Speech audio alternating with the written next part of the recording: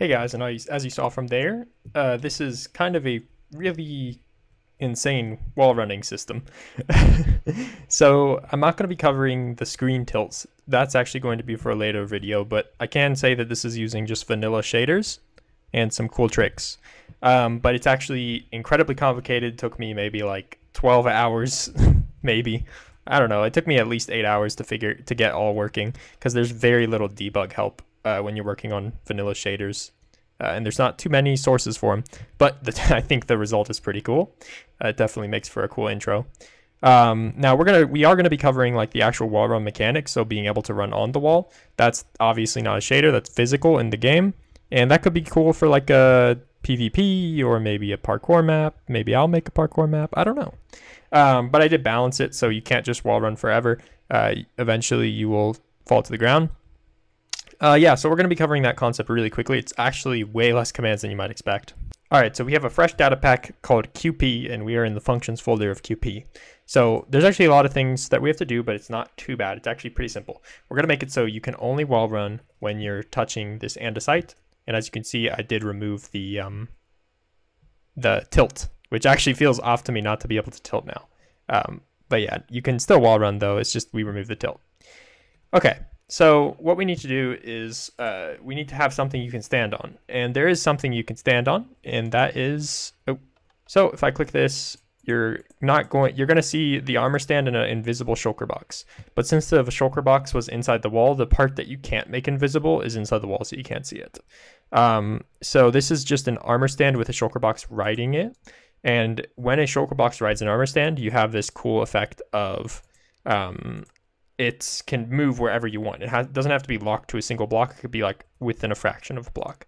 And after some testing, I basically found out that 0.8 outside is the ideal amount. So 0.8 from the origin corner, which is here. So from here, you move out 0.8 in that direction.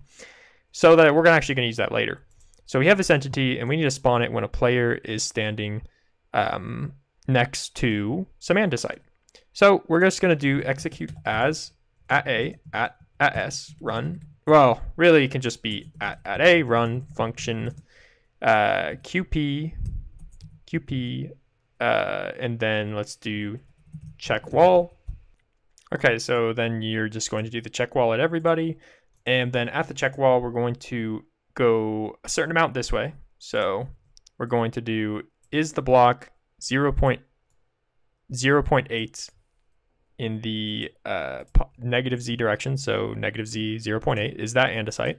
And then we're going to say is the block the player that's below the player air, because you don't want to be doing this while they're just standing on the ground. It makes no sense. Then you're going to move -1 in that direction. You're going to align with the z. So aligning with the z essentially says go to this edge right here, and then you're going to move forward by 0.8, so just out as much as we said was a good value, and then we're going to go down 1 block. And I make it go down 1.1 blocks because that way the player can't always stand there. If you just go down by 1, you'll be able to stand there, and we'll do it like that at first. And then we'll just do QP and then at wall. So QP at wall. And then this is literally just the same command as the one above it, just inverse. So instead of going -z and -z, you go +z and +z. And then instead of 0.8, you have to go 0.2 since you'll always be aligned to the far left line. So when you're on this side of the wall, you're going to align with this line still. So you have to move inwards a little bit by 0.2. Okay, so then let's make a function for at wall. So check wall, now we make it at wall. And then at the wall, we grab this thing that we made here. And then we just do tilde, so spawn it there, change the tags to wall run, and then we need to kill them, otherwise we're going to spawn a billion. TP at e tag equals wall run into the ground. So if I type reload. All right, and as you can see, I can just stand here forever. So this is the thing I was talking about where you just stand there forever. So then you make it like 1.1 or something, and that can dictate how much you slip, you could call it. So now if it's 1.1, I'm going to slide down 0.1 per tick. All right, so that gives us like the arc pattern, kind of. Of course, I have speed. Now this is actually going to work for X and Z, so we're already almost done. We just need, now we just need basically the inverse of these guys. So you need to do negative 0.8 in the X direction and negative 1 in the X direction and align with the X line and 0.8 in the X direction. And boom, that's that. And then we just need another one of these, but well, I guess we'll just copy from this one. So 0.2, 0.8, and 1, and align with X. So now we can just do a quick test. You know, I could just put a vertical column here. You can actually see the entities because I didn't make the armor stand invisible. So there you go, and there you go, and there you go, and there you go.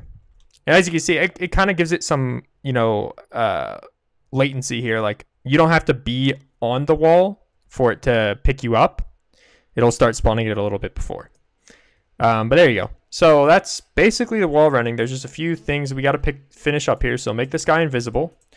And now the shulker box is invisible, but you're going to see this white texture. So you can either remove the texture in whatever you're doing for white shulker boxes, or your other alternative is to have one of these spawned in a force loaded chunk and then TP it to this location instead of spawning a new one, because when something invisible spawns, it's still visible for about like 1 to 2 ticks, so you'll still see it.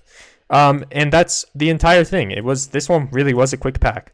Anyways, that's pretty much it. The little head turning thing was incredibly complicated. I will go over it in a later video, but I just wanted it to show off. It was kind of like a reason for me to get into making shaders, and then I'll show you guys what you can do with shaders and what I know and what I can work with.